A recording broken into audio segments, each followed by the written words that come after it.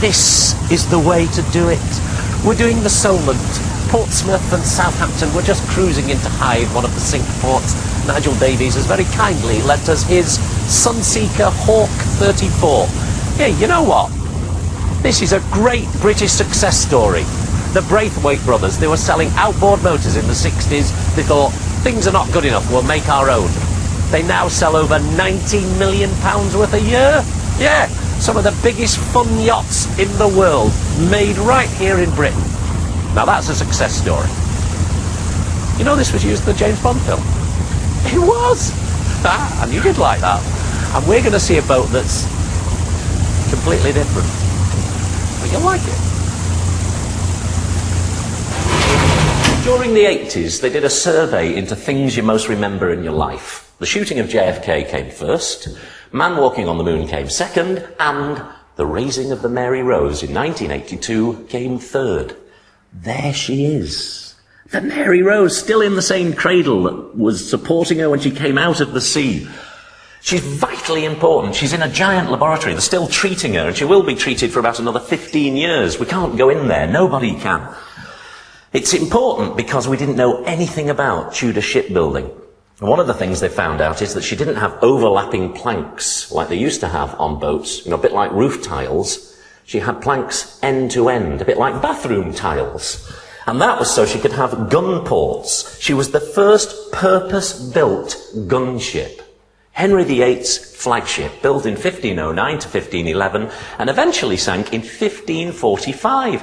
I thought she went down on a maiden voyage, but she didn't. She'd been blowing the French apart for years, and she was engaged in battle just off Portsmouth with Henry VIII watching when she eventually went down. Sadly, they had nets on it to stop the French from getting on board the ship. It also stopped the English lads from getting off. Anything up to 700 men went down with her, crammed into that little boat. The other important thing about her is there were 19,000 artifacts found on the boat. So we now know an awful lot more about everyday Tudor life.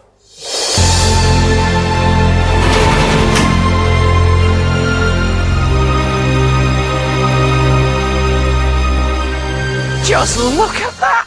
You know, I'm so gratified by the dexterity of my planning today. It's absolutely, what?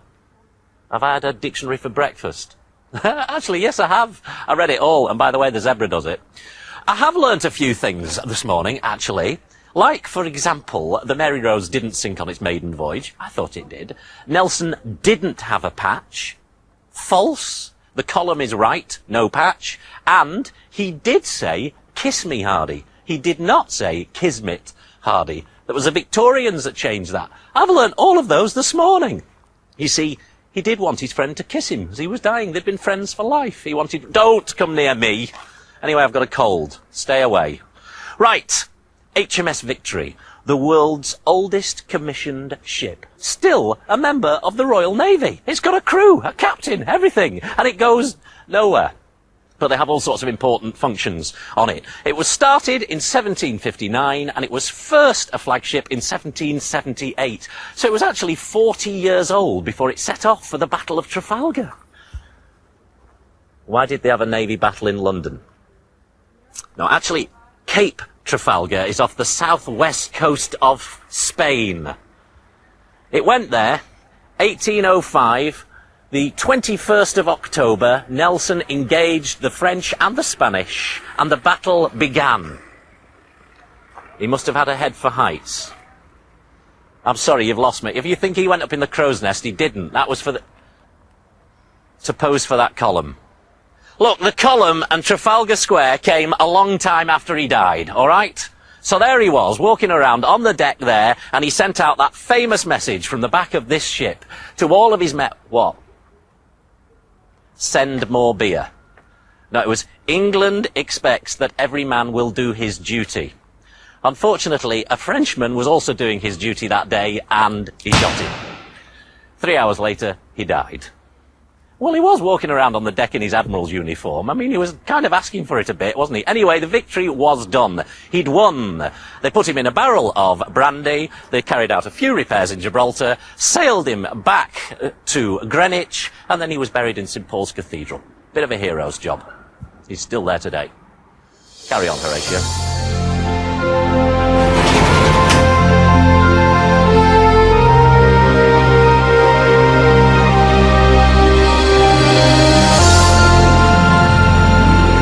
Yet another fantastic ship for you. This time, HMS Warrior. She's enormous. Just look at the size of her. She goes on forever. Emperor Napoleon III described her as the black snake amongst rabbits. A frightening sight. She was so far ahead of her time. 1860 she was built. Telescopic funnels. They went up and down. Why? Because she was both steam-powered and wind-powered, and the funnels went down to make way for the wind to blow her along. A retractable propeller, whether she was under steam or under wind. She had washing machines on board, a 9-hole golf course, everything.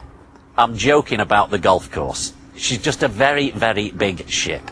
She was armoured, the first one to be armoured, and she carried more guns than any other British ship had ever carried. Not surprisingly, she never fired a gun in anger. Probably because of her size. I mean, can you imagine, you're sitting on your little foreign island, and this thing comes around the headland. And half an hour later, it's still coming round the headland. You say, it's all right, pal, it's yours, you can have it. Take the gold, key to the palace, take the lot. P.S. Love your ship. She actually eventually was turned into a giant housing estate for the Navy. And then she was turned into a school, and then they put concrete upon the top of her, and she became a platform for refuelling oil ships. I know, dreadful. But eventually she was dragged here and refurbished. Do you want some more ships? You're shipped out, you are. I don't think he's going to hear you. This is interesting. This is the Royal Navy Submarine Museum at Gosport. Do you know that submarines were looked down upon by the Navy? They sort of looked on them as with disdain. They said, a life underwater is not a life for a gentleman. They're underwater, they're underhand, and therefore they're not English. There's a bloke called J.P. Holland, who was an Irish-American, who started designing submarines, turn of the century. He was a bit of an IRA supporter at first, but then he started making submarines for the US Navy and then for the Royal Navy. And in here is the very first one, Holland 1. And this submarine is the basis for all other submarines in the world today. He got it absolutely dead right. Just have a look in there. Go on, have a look, and you'll see absolutely nothing. You see, it spent 70 years underwater, and just like the Mary Rose, it's being washed. But one day they'll get it out, and it'll be back on display. It had a crew of 8 and 2 officers and 3 mice. Well, it did. The mice were to detect the petrol fumes. They would squeak if they smelt any, and they'd die if they smelt a lot, and you know you're in trouble. Oh, come on, it was only mice. Do you know, obviously, when you're in a submarine, you're fearful of attack all the time. And up in Grimsby, they've got this display about how the fishing boats up there were turned into anti-submarine. You can get us there. You go on then. Brilliant! How did you do that? Here we are, on a trawler that's been converted as a minesweeper in World War II. They were also escort craft, escorting the Royal Navy, a vitally important job. Over 1,300 trawlers were converted during the war. 57,000 men crewed them. 1 in 5 sank. 11,500 men dying. They dragged a big wire at the back that cut the mines. And another thing they did was to throw depth charges over the side against submarines. Can you imagine being in a sub like that? You can. Go on then. Brilliant, you've done it! A genuine World War II German submarine. And we've got a trawler just coming over the top of us. But that trawler's been converted into an anti-submarine vessel. It's going to throw a depth charge. Hold on. The depth charge is going to come in, and there's going to be a very big bang. Are you ready? It's not really that big a bang.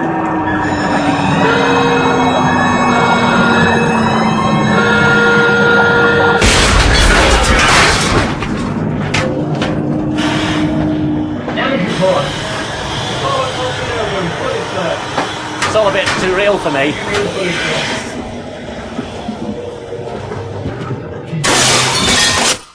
That was very loud. Hey, we're back in Gosport. Brilliant. Right, carry on with the story. X-class submarines. This was a bomb. 2 tons of high explosives on the side of the submarine. Just 4 people in it. They also had a diver who would get out and attach limpet mines to the bottom of boats. These were brave, brave people. This thing would sail underneath big battleships, drop its bombs, and if it could, sail off, away again. I say if it could, because lots of them got caught. This is where they lived, inside, very, very cramped conditions, and that's what powered them. It's actually a London bus engine. They're called X-class, midget submarines. That is not. That's an A-class, the Alliance, and it's huge. Travel all over the world. See, that's what they suddenly discovered, that you could travel long range with submarines. Nowadays, the submarines are twice the size of that. They make their own water, they make their own air. One of the American ones has a full-size basketball pitch in the middle of it. I know. And nowadays, they are noble, and they are very English. Carry on.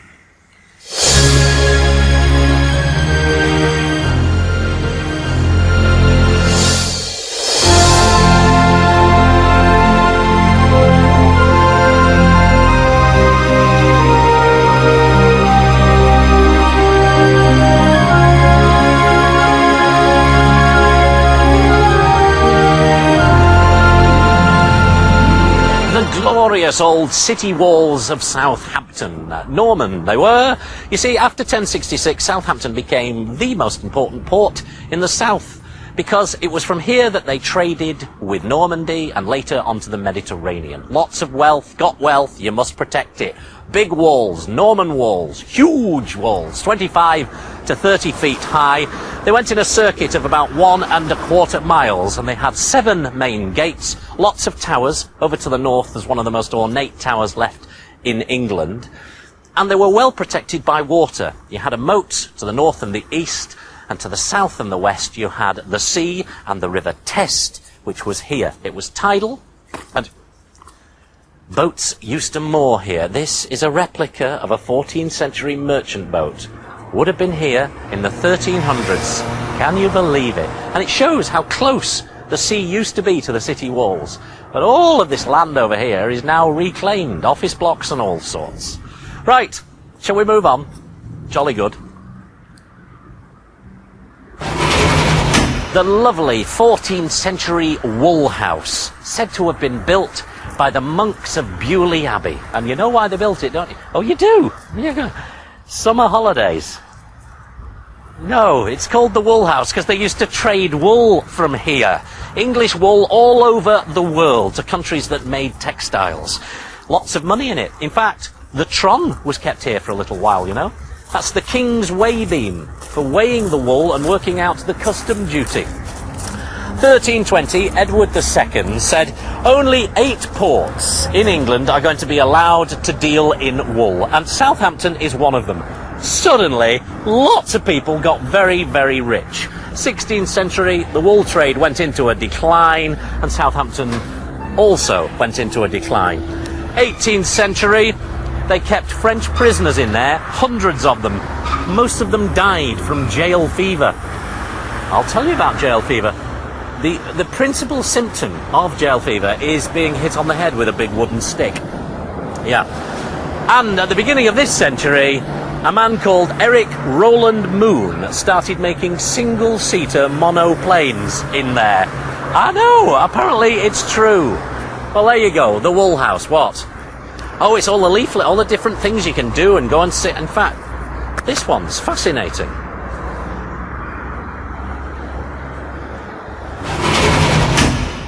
Hey, you can do these Titanic tours, you know, go all the way around the city looking at different things to do with the Titanic. This is Cumberland Place, and there's something right here that's to do with the Titanic. So what happened? 10th of April, 1912, the Titanic set sail from Southampton, but it's about an hour late because it nearly bumps into the back of the New York as it was mooring. A bad omen, some people thought. They wouldn't have been far wrong, would they? It went to Cherbourg, and then it went to Queenstown, picked up more passengers, and then set sail for New York. On the 14th of April, it hit an iceberg. 11:40 at night. 2:20 the following day, it sank. But the musicians played on. And this is a little memorial to those musicians. Very nice. Now, where would you like to go on the Titanic tour? You want to go and see the ship? Yeah, all right, yeah. I'll tell you what, go and have a look round the docks.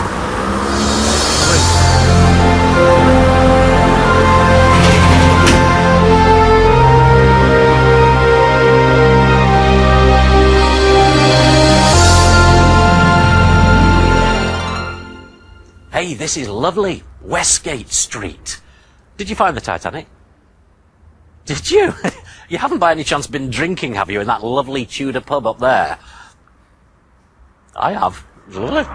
Anyway, this is wonderful. Not just because of the Tudor Merchants Hall here, and not because of this splendid sort of Norman gate there. No! Because all the information's written on the walls. Look, it says that it was built in 1634. Alderman Edward Exton owned it. And on this one, they've got a plaque telling you that in a cellar near this place, Walter Taylor and his son, Walter Taylor, did all sorts of inventions. And they were the first people to actually guarantee their workmanship. Through here, though, through this gate, originally Norman, Henry V, with his soldiers behind him, on his way to Azincourt. He did, he came through here, I could touch it. Brilliant. Because this was the West Gate, and this was where the West Quay was, the only commercial quay that Southampton actually had. And on August the 15th, 1620, the Pilgrim Fathers, who had come from Boston on the Speedwell, met up with the Mayflower and headed off for America. But of course they stopped at Plymouth on the way, and that's another story. If only every place had all the information written on the wall, my life would be simple, wouldn't it? Talking of simple things, I promised you I'd do Canute, didn't I? Right, that's next. King Canute, the Viking king, the much-loved King of England. In fact, so adored by his people and his courtiers that they thought he was more powerful than nature itself. So he brought his throne, some say to Bosham, which is a little village that way, some say to Southampton, sat it on the beach and said, "Tide, I command thee not to come in." And of course, it did. Thus proving that he was just a human being after all.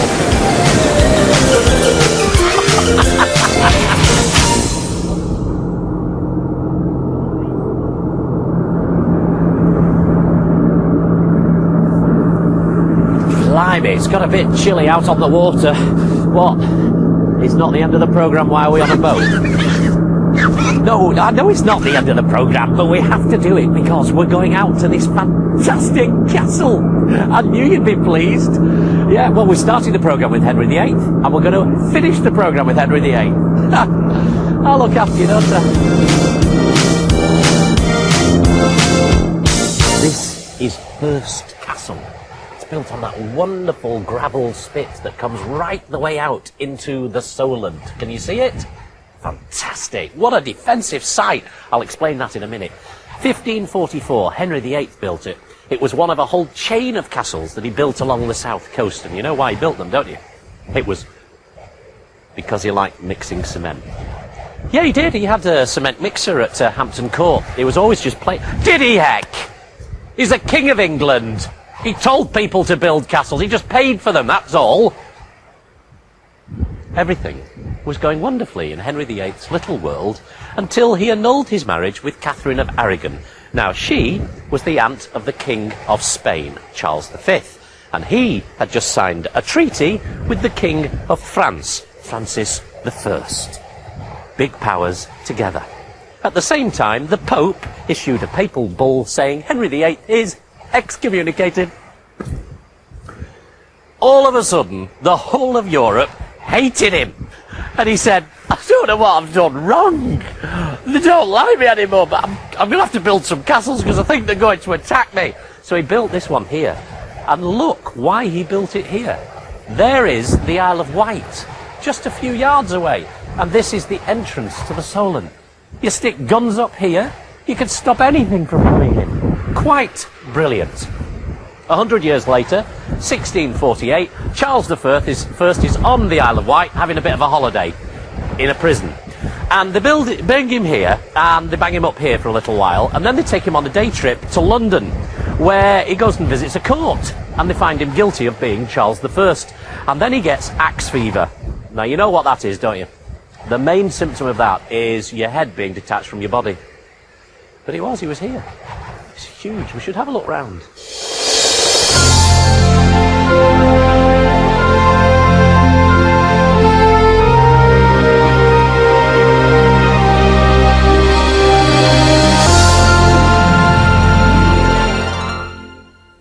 Because of its superb defensive position, the castle was used throughout the centuries, right the way up until the Second World War, when 161 men were stationed here. The Victorians added to the castle massively. They put 34 guns in, including these beauties. Look at the size of that! Designed to blow holes in big French iron ships. But actually, during the First World War, armed 24 hours a day. They would fire these for 3.5 miles. These copper things down the side fit into grooves within the cannon itself, and that makes the shell spin as it comes out of the cannon, and that way you can make the shell more accurate. Hey, clever stuff. I reckon this must be the best positioned defensive castle in the whole of the country. Now, get the Sunseeker, because I'm ready for a first-class seat, a gin and tonic, and watching a movie. All right? Just do it. This is not the Sunseeker, is it? You thought the ferry had nicer colours. So this is my first-class seat. What about the movie? What am I watching? And the gin and tonic?